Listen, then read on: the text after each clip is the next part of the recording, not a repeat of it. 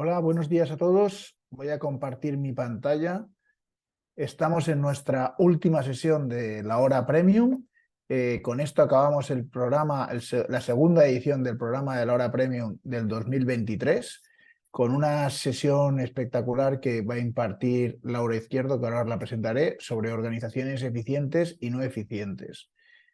Como habréis visto aquí en el programa, la última la hicimos coincidir para que luego digan que en Atlas no fomentamos la conciliación familiar. Nuestros dos últimos ponentes, Óscar Aguilar y Laura Izquierdo, se casaron recientemente. Por eso, felicidades, ahora felicitaré a Laura, y por eso nos pidieron que pusiéramos las sesiones al final. Y los dos han intervenido. Vais a ver cómo hay bastantes sinergias en las dos últimas sesiones.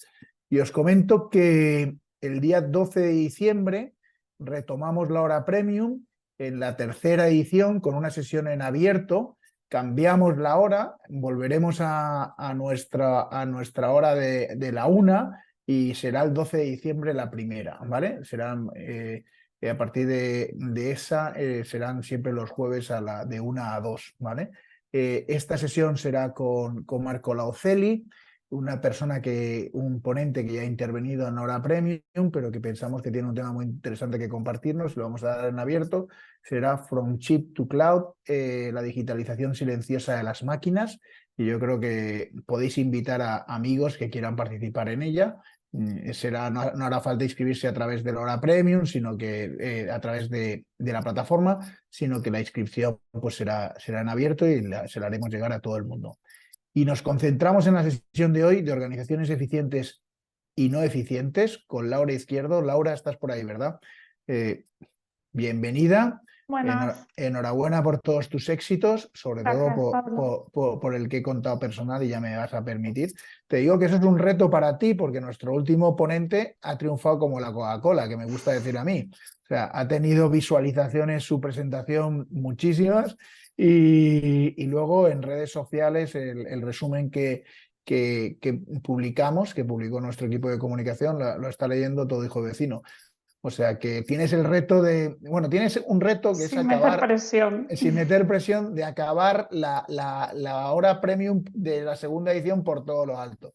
Pero yo, que soy un tío con visión, sabía que poner a Laura la última iba a suponer acabar por todo lo alto. Yo a Laura la conozco, sabéis que en las presentaciones me gusta siempre contar cómo he conocido a las personas.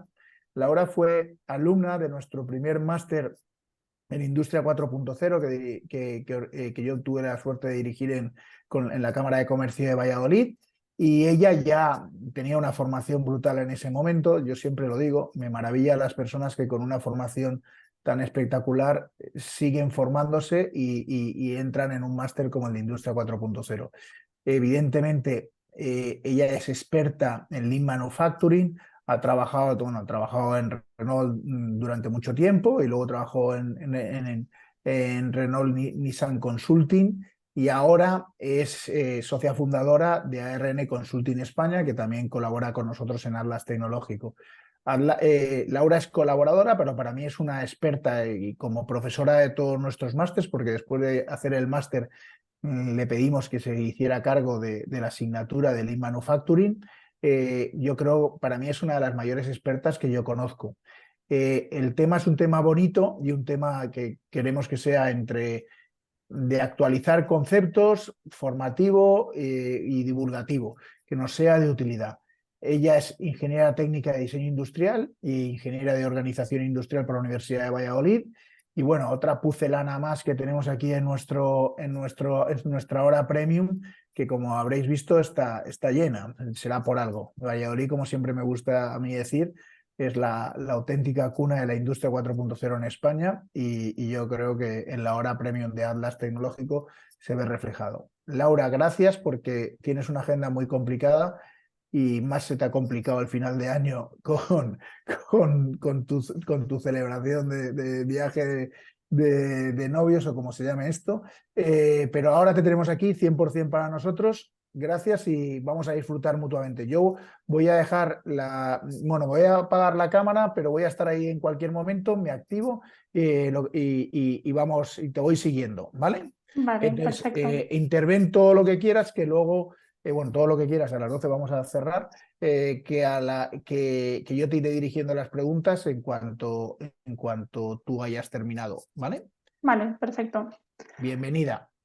Pues nada, lo primero, muchas gracias por darme la oportunidad de poder presentar en la hora premium y me gusta especialmente el tema porque aunque bueno, Atlas Tecnológico se asocia o se puede asociar por el propio nombre a la tecnología, yo siempre digo que detrás de la tecnología hay mucho más que la mera tecnología y al final hablar de eficiencia, hablar de Lean, de metodologías, de estandarización es algo básico para que cualquier transformación digital y cualquier implantación tecnológica, cualquier POC funcione. Y además, no lo digo yo, hay estudios que lo avalan, las empresas que practican, que implementan y que tienen una cultura Lean dentro de sus organizaciones implantada, son capaces de abordar con mayor éxito y mejor calidad esas transformaciones digitales que ahora todo el mundo estamos intentando acometer en nuestras organizaciones.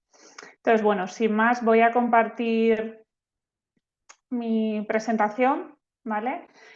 Aquí como queráis, si en algún momento queréis hacer alguna pregunta y Pablo me la quieres ir haciendo sobre la marcha, me Vale, dices, y ningún si no, al problema. final a mí Eh, me da eh, igual, ¿vale? yo estaré al quites, ya voy dosificando yo, ¿vale? Pero tú tranquila, tú disfruta de la presentación y nosotros disfrutaremos más todavía. Perfecto. Bueno, el tema que es un poco etéreo, parece etéreo, organizaciones eficientes y no eficientes, primero me da lugar a hablar de algo muy básico que igual os parece un poco redundante, que es la diferencia entre eficacia y eficiencia, porque parece una bobada, pero cuando vamos a las organizaciones hay veces que no lo tienen claro, ¿vale? Entonces, al final, la eficacia se centra en la capacidad para conseguir los resultados deseados, los objetivos establecidos, ¿vale? Es decir, se focaliza mucho en los resultados, en el qué tengo que conseguir, ¿vale? Y para ello, normalmente, pues tengo un plan con unas tareas y unas actividades que de una forma u otra ejecuto para conseguir ese qué.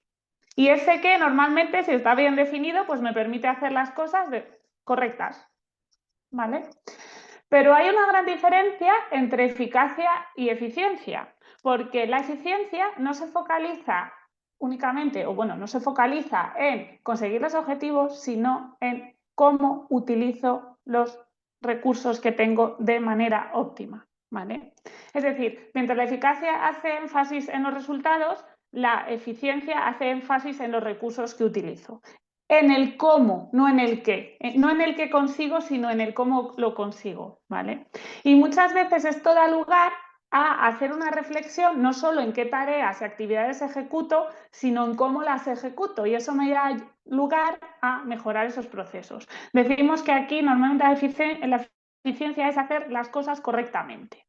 Y luego ya la multiplicación de ambas cosas, que yo creo que es lo que tienen que tener las organizaciones, pues podemos hablar de efectividad, productividad, que al final se enfoca en conseguir el objetivo marcado de la mejor manera. Es decir, hace énfasis en el impacto en una balanza entre qué tengo que conseguir y cómo tengo que conseguirlo.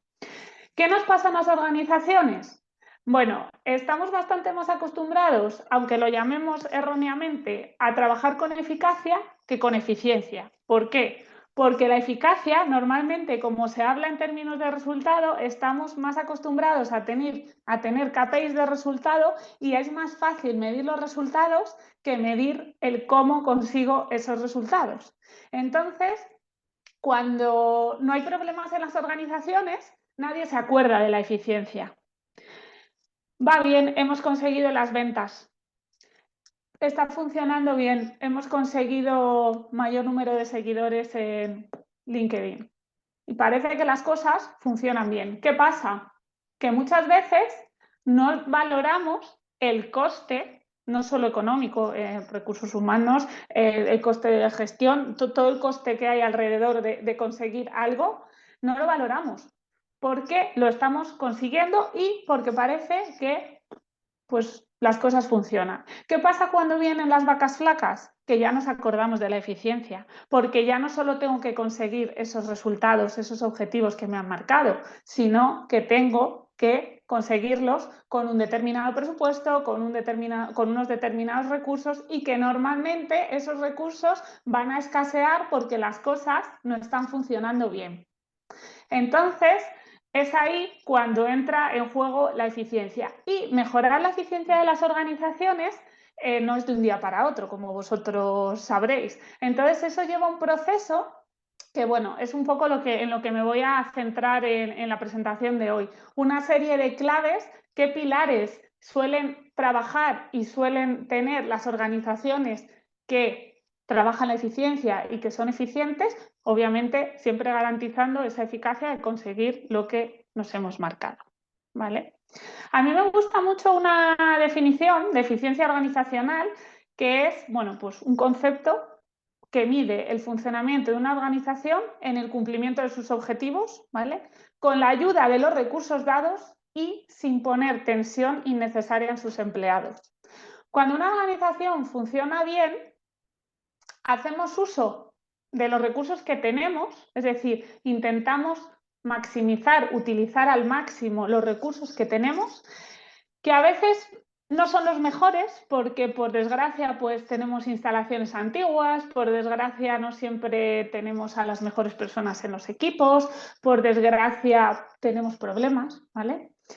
Pero cuando conseguimos montar un equipo, trabajar como un conjunto con un objetivo común, y eso lo hacemos en el día a día, siendo inconformistas y pensando que siempre se puede mejorar, conseguimos ir eficientando a la organización poco a poco, que es de lo que se trata, sin generar tensión innecesaria en los empleados. Porque lo que os decía antes de que cuando vienen las vacas flacas todo el mundo se acuerda de la eficiencia y hay que ahorrar y reducir costes, y ahora cortamos de aquí y reducimos presupuestos, eso no es sin generar tensión en los empleados.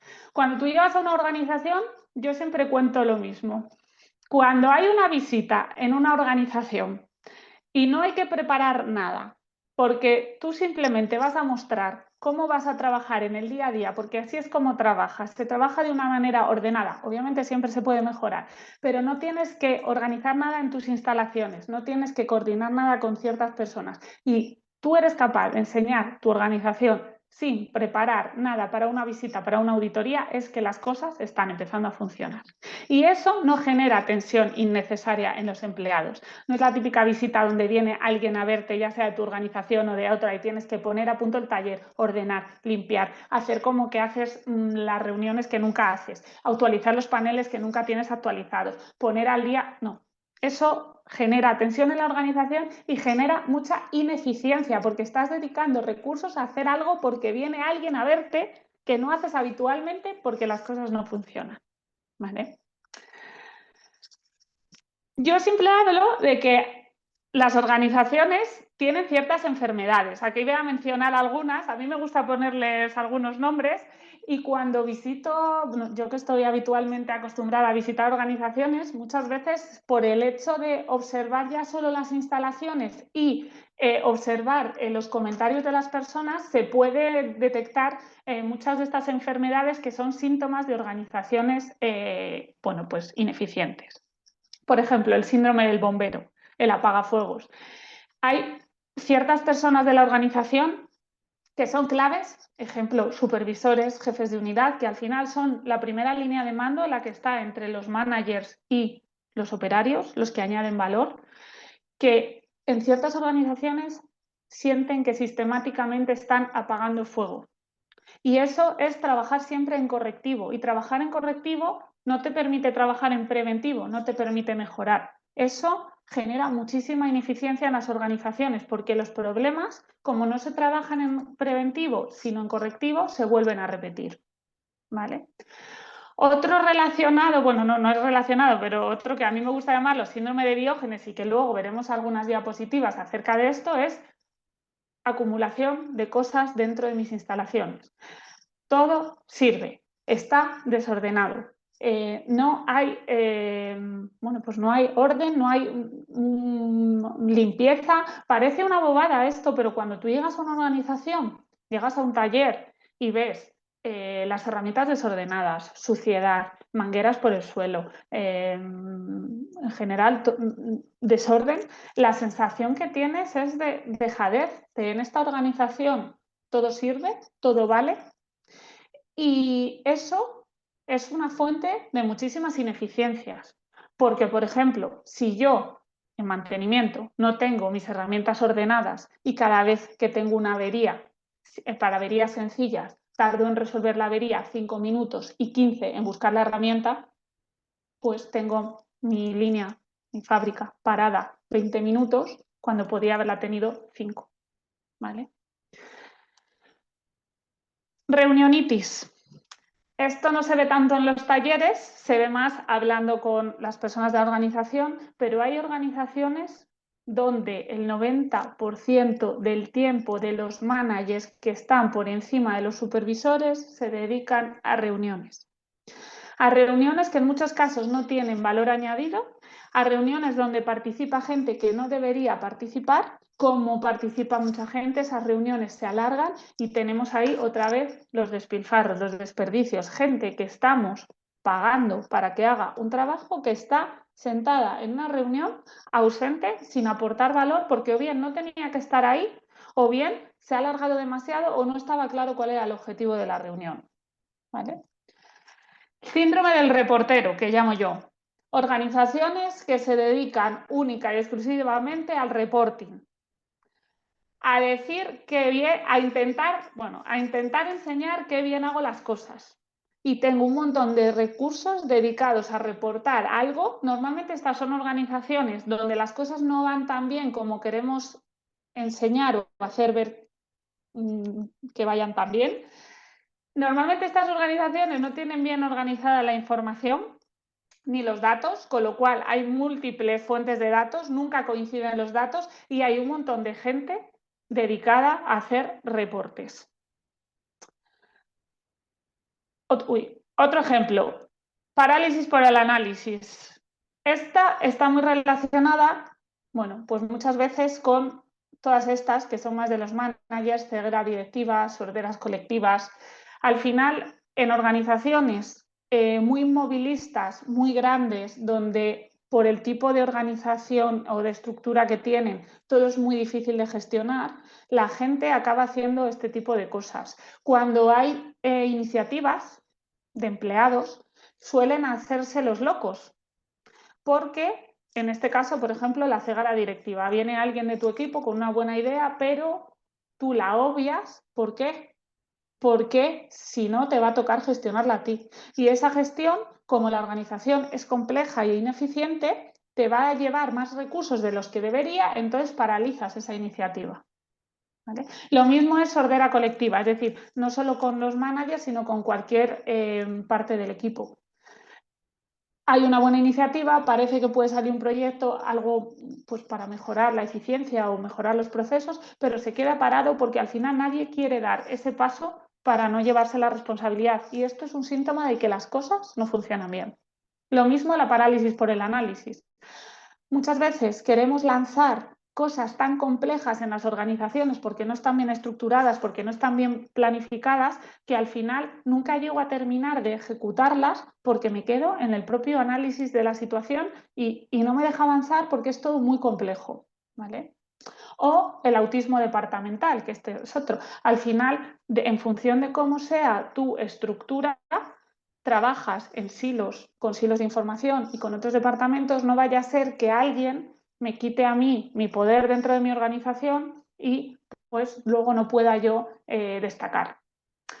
Se me olvidaba también la bipolaridad. La bipolaridad está asociada a los managers de digo una cosa y hago otra. Todo esto genera, aparte de ineficiencias en la organización, mucha desmotivación dentro de las personas. Entonces, cuando vas a una organización y ves y oyes cosas, pues ya podemos intuir que hay ciertas ineficiencias de cosas que no están funcionando bien. Aquí os quería poner un ejemplo de cosas que me encuentro habitualmente y que a mí me sorprenden bastante. Esto, al final, no sé si a los presentes les suena, pero son diferentes fotos de diferentes áreas de trabajo. Yo cuando llego a una organización y veo esto, aunque no haya hablado con nadie, me da mucho que pensar. Y me da la sensación de que pues, aquí faltan cosas y que la eficiencia no es una de las prioridades de esta organización. Cosas tan sencillas como el orden, la limpieza como base de la seguridad en cualquier taller. Entonces, claro, pero esto va más allá, porque ya no es solo orden y limpieza y decir, no, es que los operarios no limpian, no, es que los managers lo permiten y toda la organización convive con ello. Entonces, por lo que os comentaba, por el hecho de ver este tipo de cosas y oír ciertos comentarios, ya podemos identificar que una organización pues, no es del todo eficiente.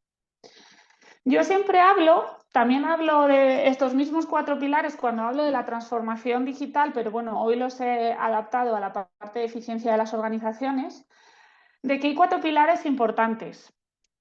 Son muy genéricos y luego voy a ir profundizando en todo ello, en cada uno de ellos. Pero creo que hay 4 pilares fundamentales para garantizar la eficiencia de las organizaciones y que se deben trabajar de forma conjunta, no por separado y de forma continua, no en un momento determinado. El primero es la estrategia, ¿vale? Al final hay que alinear todos los recursos de la compañía, hay que definir unos objetivos, hay que priorizar, que es otro de los grandes deberes de las organizaciones, saber priorizar. Tenemos recursos limitados, señores, y no se puede hacer todo, no se puede llevar a cabo todo porque pues es imposible y el tiempo es el que es y los recursos, tanto económicos como humanos como materiales, son los que son. Entonces, priorizar es importante. Luego están las personas, ¿vale? Al final, las estructuras organizativas nos ayudan o no a ser más eficientes dentro de las organizaciones y luego, obviamente, asegurar que las personas son capaces de desarrollar su función y quieren hacerlo.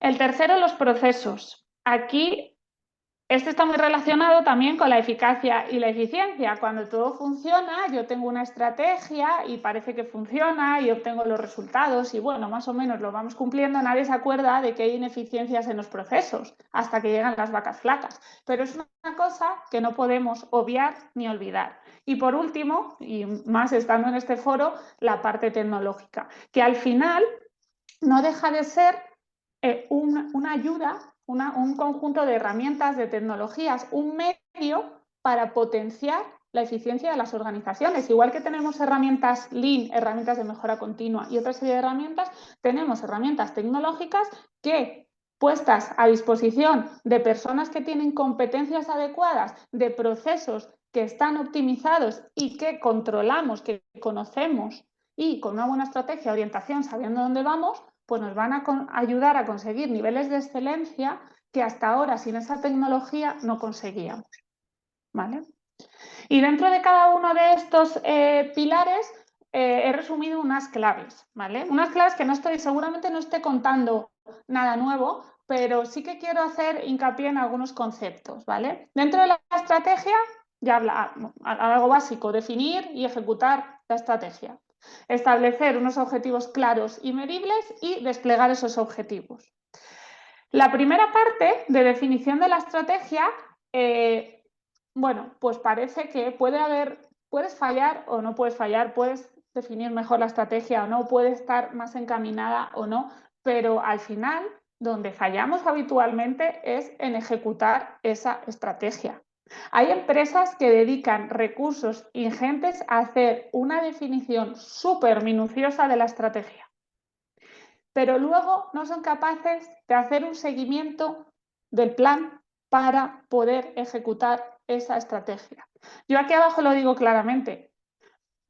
Se pueden superar las expectativas, ¿vale? Con una excelente ejecución de una estrategia que no sea excelente, es decir, que sea una estrategia media. Puedo tener una estrategia que no destaque, que diga, mira, una estrategia conservadora, pero la hemos definido entre todos, vamos a por ella, pero garantizo esa ejecución a tener la mejor estrategia del mundo y luego no saber ejecutarla o no poder ejecutarla, bien porque es muy ambiciosa, bien porque no tengo rutinas de seguimiento, hablaremos de las rutinas después, bien porque no hay liderazgo dentro de la organización o bien porque es súper ambiciosa y no tengo los recursos para poder ejecutar lo que he dicho que iba a hacer y dónde iba a llegar.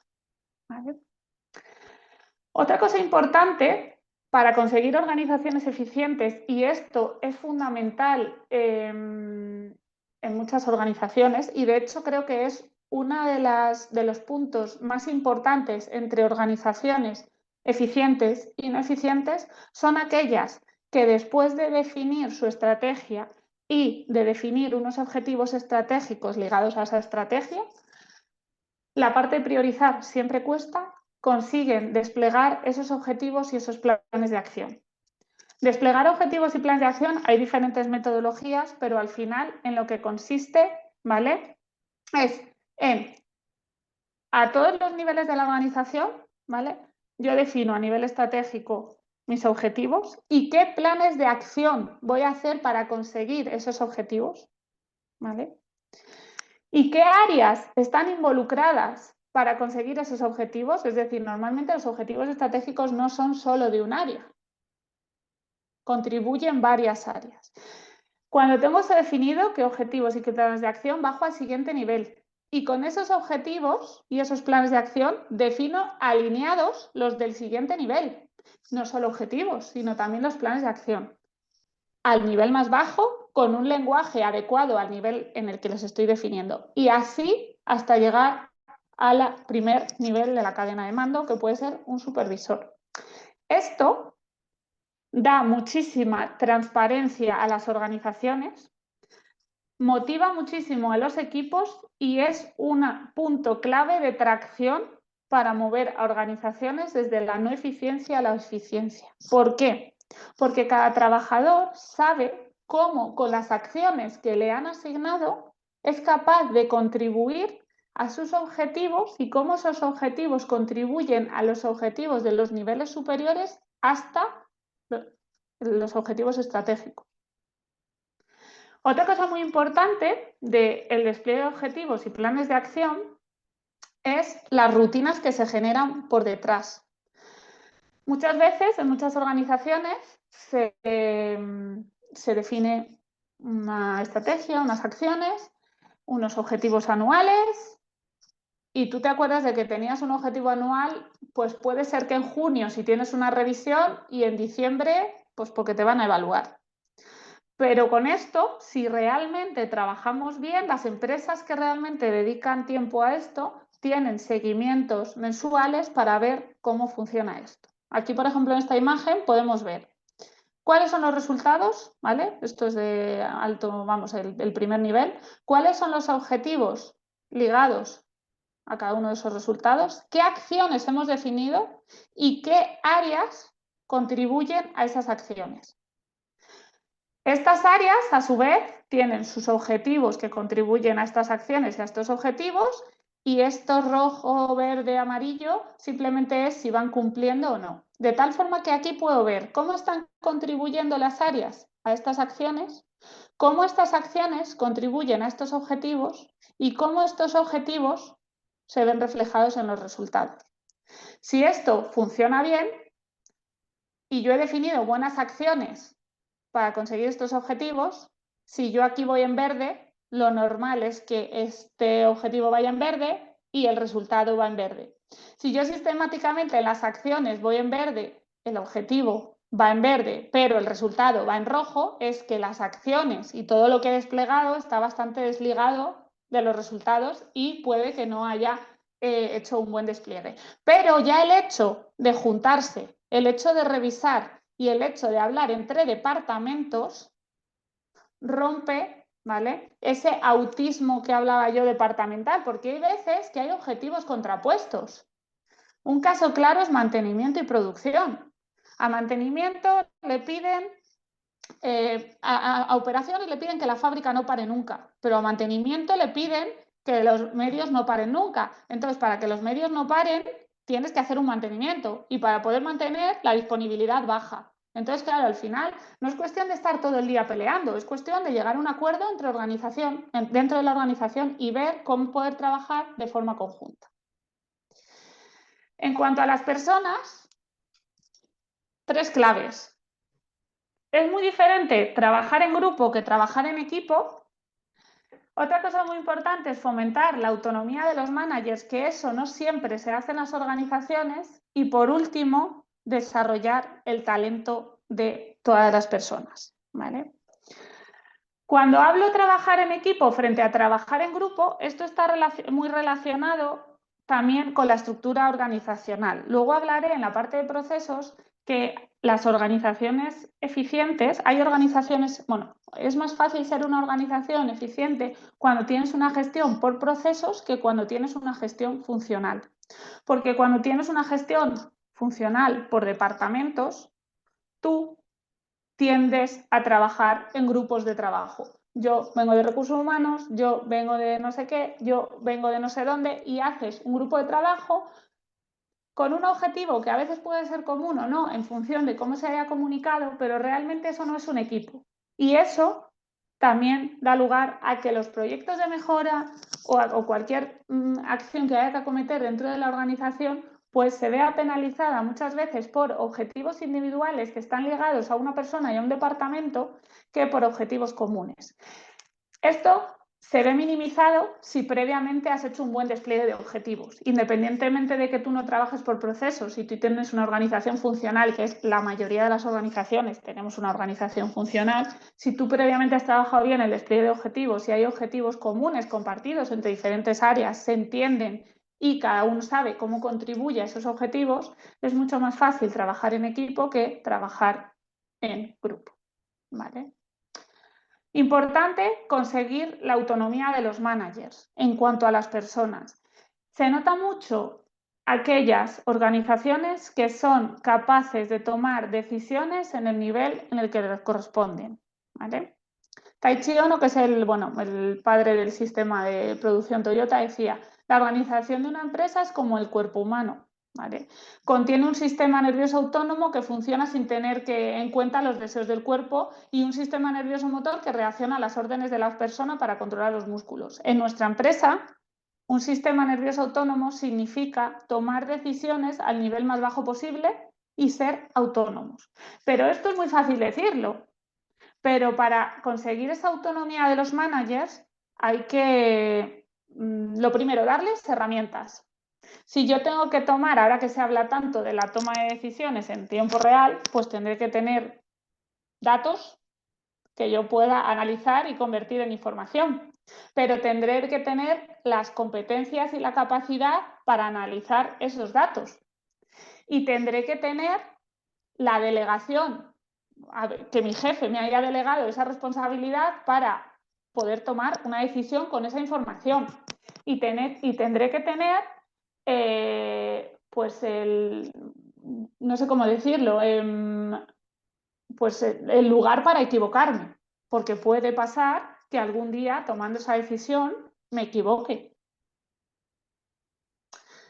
Entonces, si no damos a los managers, lo primero, la responsabilidad, las competencias, la autonomía y la posibilidad de equivocarse, jamás vamos a tener managers autónomos. Y es muy bonito decir tomar decisiones en tiempo real, pero luego hay empresas que no te dejan tomar decisiones en tiempo real. Entonces, si realmente esto es importante, y además siempre hablo, o bueno, siempre me centro en estos casos en los supervisores y los jefes de unidad, porque creo que son el punto clave para que una organización funcione en el día a día. Si nosotros tenemos unos supervisores que saben lo que tienen que hacer, cuándo lo tienen que hacer, son capaces de tomar decisiones a ese nivel, les damos autonomía, delegamos en ellos, y ellos tienen la capacidad para decidir, para equivocarse y para volver a decidir de nuevo, la organización va a cambiar por completo. Porque el día a día, aunque muchos lo piensen, no se gestiona desde arriba de la organización. El día a día se gestiona en los talleres. Y las figuras claves ahí es el mando directo de los operarios. Lo llamemos jefe de unidad, supervisor, como lo queramos llamar. Y para ello hay que trabajar esto. y enseñarles a priorizar. Pero hay que enseñar a priorizar, ya os he dicho, he hablado de la priorización en la estrategia en toda la organización, pero cuando una persona sabe lo que tiene que hacer, lo tiene definido, sabe por qué le están midiendo, tiene los KPIs, se les han desplegado desde arriba, sabe qué le pide la organización, qué espera de él de la organización, le das autonomía, le das competencia y le das la posibilidad del error. Es que no puedes tener managers que no sean autónomos, es que lo van a ser.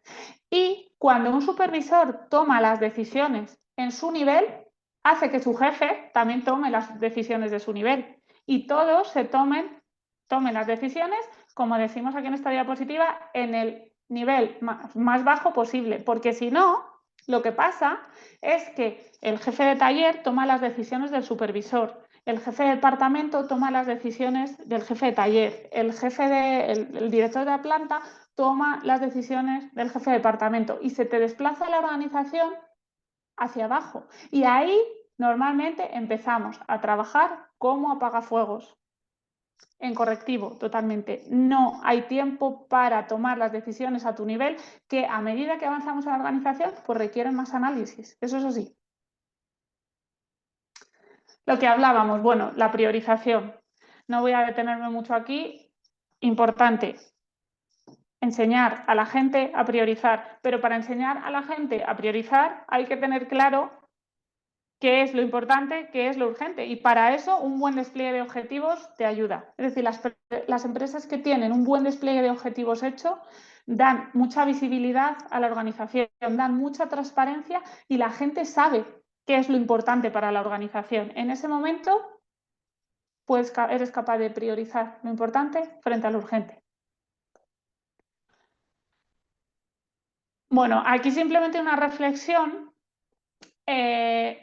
Hacer con soltura lo que es difícil a los demás es la señal del talento. Hacer lo que es imposible al talento es un signo de ser un genio. Muchas organizaciones, y esto está muy relacionado con la ineficiencia, buscan genios, pero no hay genios. En la realidad, los genios son muy pocos y normalmente los que existen no están trabajando en nuestra organización. Lo que tenemos que hacer es buscar talentos, desarrollar talentos y retener talentos. Aquí hay una frase de Taichi Ohno, otra vez también, que la voy a leer porque es que es bastante interesante y me va a dar pie a hablar del siguiente punto, que son los procesos, que decía, cuando él trabajaba en Toyota, nosotros obtenemos resultados brillantes con personas de capacidad media que operan en procesos brillantes. Nuestra competencia obtiene resultados mediocres de personas brillantes que trabajan en procesos ineficientes.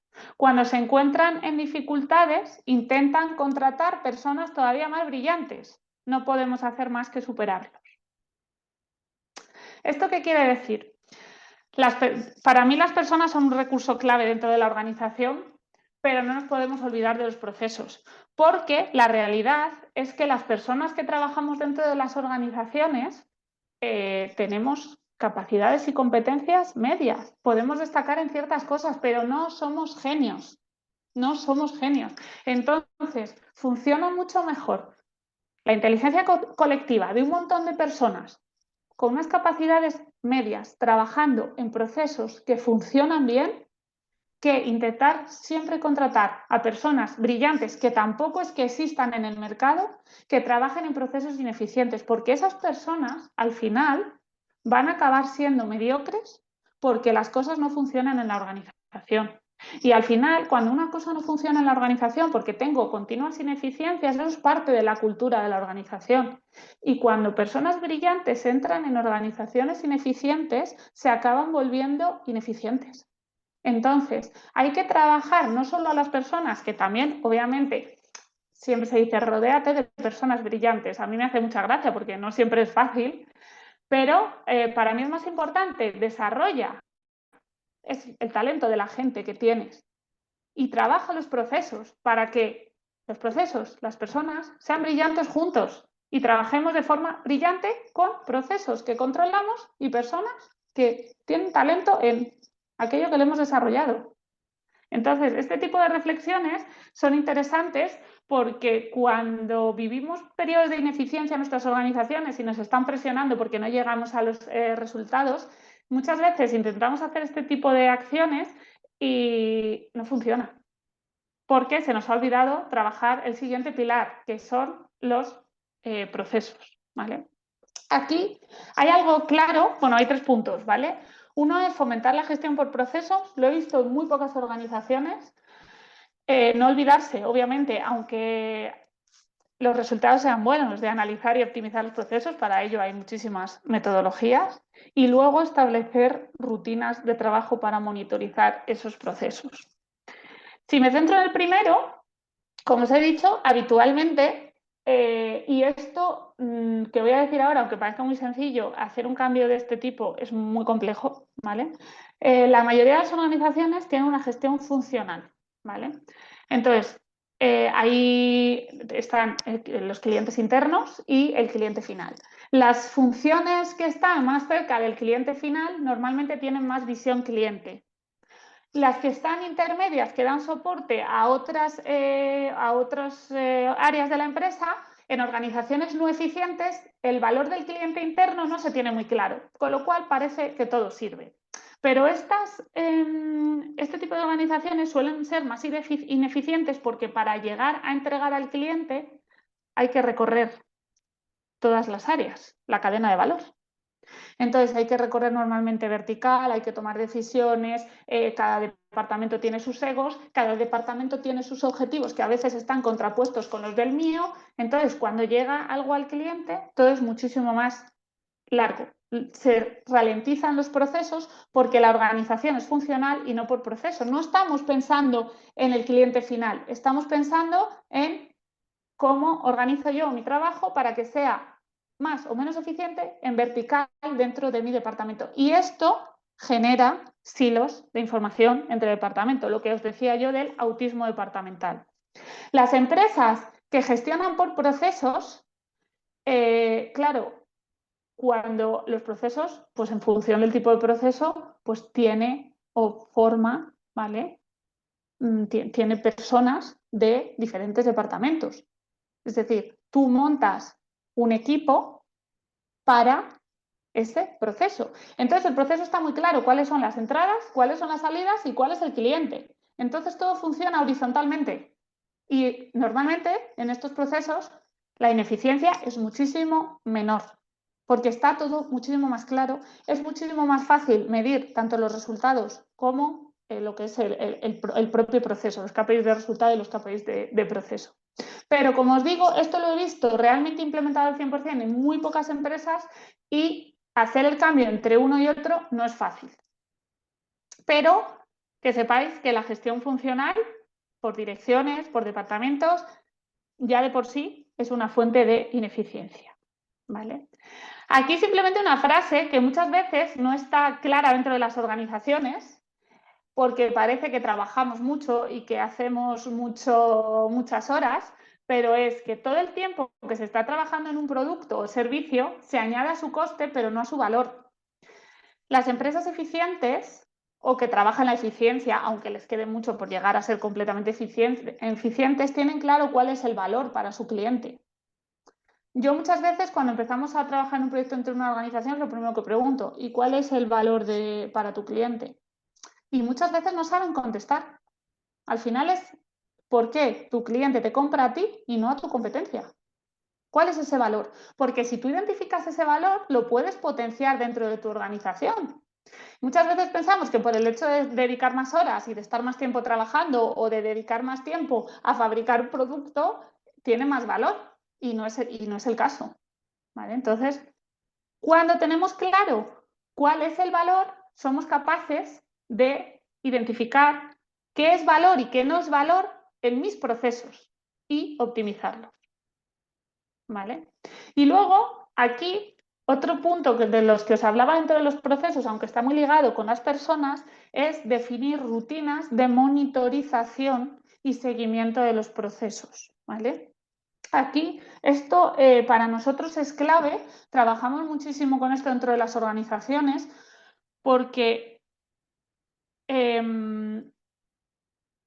tú puedes tener procesos controlados, tú puedes tener datos. Mira, esto me viene muy bien para hablar de tecnología. Y me da mucha rabia cuando veo empresas que están invirtiendo en tecnología y que están haciendo las cosas bien, pero luego no terminan de, ¿cómo decirlo?, de sacar partido a eso que están implementando. Y eso es porque detrás faltan esas rutinas. Ya os he hablado de las rutinas, al final son como hábitos que hay dentro de la organización a todos los niveles de la organización, en todos los niveles, a todos los niveles jerárquicos. Normalmente siempre empezamos por los de los supervisores, y esto es importante. Empezamos por los de los supervisores porque, como ya os he dicho, creemos que para la gestión de la eficiencia del día a día, para la gestión del cotidiano, es el puesto clave con diferencia, pero esto se trabaja a todos los niveles, definir qué rutinas de seguimiento necesito. Si tienes buenas rutinas de seguimiento, la enfermedad de reunionitis se reduce bastante porque tienes al final esto no dejan de ser una serie de reuniones. Tienes reuniones centradas en lo que para ti es importante, que habitualmente puede ser seguridad, calidad, recursos humanos y productividad, ¿vale? Con una agenda clara, con unas personas claras en un horario claro, que esto es lo que conforma la agenda de los managers. Y al final lo que haces es dividir esas reuniones en un calendario a unas horas concretas, donde bien quieres que, por ejemplo, todos los supervisores estén haciendo eso a la misma vez. Cuando tú defines estas rutinas y las escalas y las organizas bien en toda la empresa, dan también mucha claridad y mucha visibilidad, porque en cada una de ellas se trata lo que realmente quieres que se trate. Y si, por ejemplo, yo digo que para mí lo más importante es la seguridad, y que todos los días, todos los supervisores en la primera media hora del turno se van a dedicar a garantizar que su área de trabajo, el área donde está trabajando su gente, está libre de riesgos, está ordenada, limpia y libre de riesgos, que eso es una rutina que llamamos, por ejemplo, en este caso, ronda de seguridad y 5S. Y digo que todos los días, todos los supervisores de 6 a 6 y media van a hacer esa rutina. Hago dos cosas. Lo primero, le digo al supervisor que para la organización es importante la seguridad. Lo segundo, le ordeno el trabajo para evitar que esté haciendo de apagafuegos. Lo tercero, si todo el mundo lo hace a la misma hora, todos los supervisores lo hacen a la misma hora, lo que consigo es hacer que la organización en esa media hora intente no molestarles poniéndoles otras reuniones u otras cosas que yo he decidido como organización que no son tan importantes, sobre todo al inicio del turno. Entonces, trabajas muchos conceptos que hay por detrás que ayudan a, pues eso, a monitorizar y a gestionar esto de una manera más eficiente. Normalmente estas rutinas, ahí no voy a entrar porque podría estar hablando horas, pero esto sí se trabaja bien a todos los niveles, con la información adecuada, con los soportes adecuados, da mucha eficiencia a las organizaciones, porque al final tú le estás diciendo a un manager que trabaje la seguridad, que trabaje la calidad de su área, la productividad y su equipo. Porque al final, un manager, ¿para qué está? Para resolver problemas, garantizar que su equipo funciona y que hay productividad, calidad y... Entonces, esto da muchísimo orden y eficienta la organización. Claro, esto no se puede hacer de un día para otro, esto hay que ir trabajándolo. Hay que trabajarlo poco a poco y para esto hay muchísimas herramientas, ¿vale? Entonces, lo que decía, a mí me daba mucho... Y lo mismo cuando he dicho lo del despliegue de objetivos. Lo importante no es solo desplegar, es luego esa rutina mensual, bimensual, de hacer el seguimiento de que todo esto está yendo bien y que se generen conversaciones entre los directores o entre los managers a diferentes niveles de yo estoy contribuyendo con estas acciones, esto va bien, esto va mal, y revisar si realmente las acciones que hemos definido para cumplir esos objetivos se están viendo reflejadas en los resultados de la organización. Y esto es exactamente igual que, por ejemplo, cuando implanto un mes. Muchas organizaciones implantan un mes, empiezan a medir, pues miden su OEE, su eficiencia, fenomenal. Pero si tú luego no tienes una rutina de, vale, voy a analizar con esta información que antes la apuntaba en un papel y era desastrosa, pero ahora yo lo tengo todo esto digital, lo tengo automatizado, no tengo que meter los datos a mano, el dato es único, es perfecto. Muchas organizaciones luego no tienen la rutina de hacer ese análisis. y de ver cuáles son sus fuentes de no eficiencia en sus equipos. Si tú no haces eso, si tú no tienes esa rutina, ¿de qué te sirve haber hecho todo lo demás? ¿Para saber que lo es un 65? Vale. ¿Y el 35 restante que puedo ganar? ¿Cómo lo gano? Entonces, esas rutinas ligadas a los procesos son muy importantes. Y muchas veces cuando implantamos tecnología se nos olvidan. Entonces, si no las trabajamos, sí, tendremos el dato más fiable, obviamente. Sabremos que es un 65 de OE y antes dudábamos si era un 60 o un 78, pero no estoy mejorando, no estoy haciendo mi organización más eficiente. Entonces, todo esto hay que compaginarlo con esas rutinas de los managers que bien definidas y ordenadas, pues dan mucha claridad. Y luego, ya para, no me quiero extender mucho más, todo esto que os he contado, al final no deja de estar englobado en lo que nosotros llamamos modelos de excelencia. Al final, cuando tú tienes todo esto organizado y las organizaciones que la eficiencia es un punto importante para ellas, lo que suelen desarrollar son modelos de excelencia, en su momento llamados sistemas de producción, que al final lo único que hacen es coger un conjunto de metodologías, herramientas y métodos, ¿vale? Que son los que van a formar parte de la empresa, parte de la cultura de la empresa, ¿vale? Deciden cómo utilizarlos, cuándo utilizarlos y lo adaptan a la madurez, a la actividad y a la forma de trabajar, para hacer un buen uso de esos recursos y ser más eficientes en el día a día. Al final, si conseguimos la eficiencia en el cotidiano, vamos a conseguir la eficiencia a todos los niveles de la organización. ¿Para qué? Para conseguir los objetivos, ¿vale? Cuando hablamos de los modelos de excelencia, rápidamente, esto ha ido evolucionando y a mí me gusta, igual que se habla de la industria 4.0, me gusta hablar de cuatro olas, ¿vale? Al principio, estos modelos de excelencia nacieron muy ligados a la calidad y se llamaban calidad total, los modelos de calidad total, ¿vale? Muy centrados a la calidad del producto. Más adelante, cuando ya se empezó a hablar del Lean, empezaron a tomar una visión sistema, porque lo importante de estos modelos de excelencia es lo que yo os contaba, de las patas que os he contado, pues hacer como un puzzle y que todo funcione y tener una visión sistema. Pero normalmente se llamaban sistemas de producción y estaban muy ligados solo a la producción, ¿vale? A las áreas productivas, más operativas.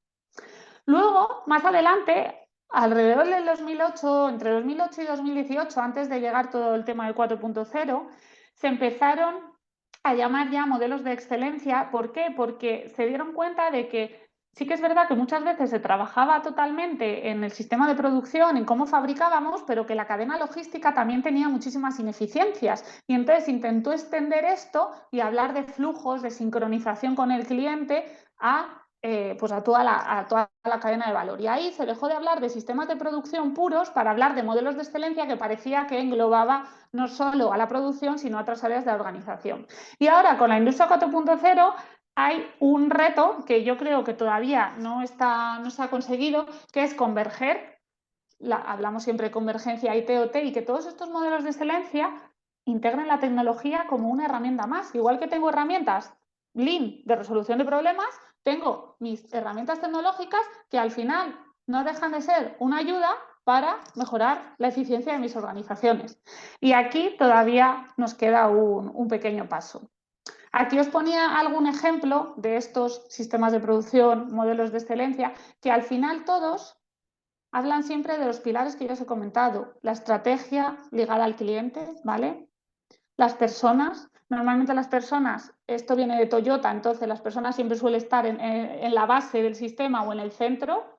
Los procesos, cómo gestiono yo los procesos en el día a día, hablando un poco más de mindset, la mejora continua. Y lo que os decía, a mí me falta, lo he visto en pocas organizaciones, dentro de estos modelos de excelencia, integrar la tecnología como algo más, como un medio más que me ayuda a mejorar la eficiencia de mi organización.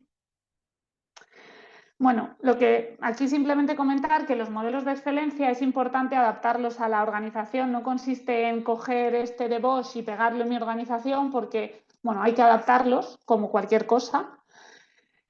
Y la forma de implementar un modelo de excelencia, ya he hablado de las rutinas, es decidir qué herramientas y metodologías. A día de hoy, normalmente, hasta ahora, siempre son herramientas relacionadas con el Lean. Pero aquí es donde yo he hecho en falta decir cuáles son las tecnologías claves de mi organización, para mi organización, en función de mis procesos, de mi madurez, qué competencias necesito, integrarlo todo junto y hacer unas rutinas para poder aplicar esas herramientas de forma sistemática y obtener el máximo de esas herramientas y luego digitalizar esas rutinas o en paralelo digitalizar esas rutinas, que es en lo que estamos trabajando ahora en muchas organizaciones. Os pongo un ejemplo relacionado con lo que os enseñaba antes de áreas sucias. Primero siempre hacemos formación, concienciación en la herramienta, en este caso orden y limpieza de los puestos de trabajo. Implementamos la herramienta, estandarizamos cómo debe quedar el puesto de trabajo y luego implementamos la rutina. En este caso se habla de las rondas de seguridad y 5S, que no deja de ser una rutina que hacen los managers, media hora, van por su área de trabajo para garantizar que se mantiene el orden y la limpieza como base de la seguridad. A continuación o durante este proceso se digitaliza esta rutina. ¿Para qué? Pues para al final poder tomar decisiones, saber si tengo puntos negros de seguridad dentro de mi fábrica, saber si hay incidencias repetitivas que me pueden dar lugar a un accidente, entender, conocer y mejorar. Y esto es un poco lo que se hace con todas las herramientas del modelo de excelencia que decidamos meter dentro de nuestro modelo. Aquí os ponía un ejemplo de esto mismo, cómo se animaba antes toda la parte de seguridad con 2 millones de papeles, checklist, cuando no lo podía resolver lo metía aquí en una lista única de problemas y cómo ahora con las aplicaciones digitales esto es mucho más sencillo. Pero esto no me sirve de nada si detrás no tengo una rutina para llevar a cabo esto, para analizar lo que está saliendo de ahí. Porque si no, seré igual de ineficiente que cuando trabajaba en papel. Bueno, menos porque no tengo que rellenar todos estos papeles, pero parecido. No voy a ver resultados en mi organización. Y lo mismo con los horas por hora, bueno, con cualquier otra rutina o herramienta que tengamos dentro del modelo. Y ya para terminar, aunque ya lo he mencionado, en la parte de tecnología, lo que os decía, he hecho en falta integrar la tecnología como parte de los modelos de excelencia, ¿vale?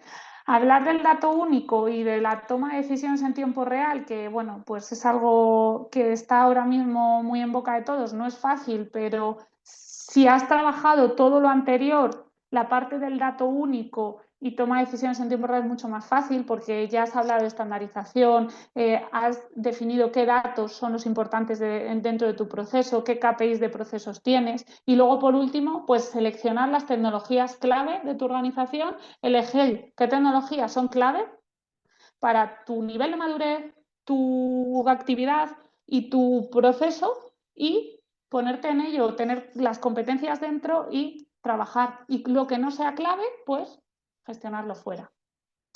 Y en principio eso es un poco de lo que venía a hablaros. No A las 12 sé. en punto ha terminado y eso que hemos empezado a las 12:09. Los 5 minutos que he consumido yo de más, bueno, que te he quitado de sobre la hora, te voy a dirigir una pregunta Vale. que hace Sergi Palomar, de muy ilustrativo, Laura, pero en referencia al despliegue de objetivos en entornos VUCA. ¿Cuál sería el timeline ideal para que la planificación no se desvirtúe y sea eficiente su seguimiento y control? ¿3, 4 meses, 6 meses, anual? ¿Qué opinas? La definición o el despliegue. El despliegue de objetivos normalmente se suele. El despliegue a ver si he entendido bien la pregunta, Para si la no me la planificación, reformuláis.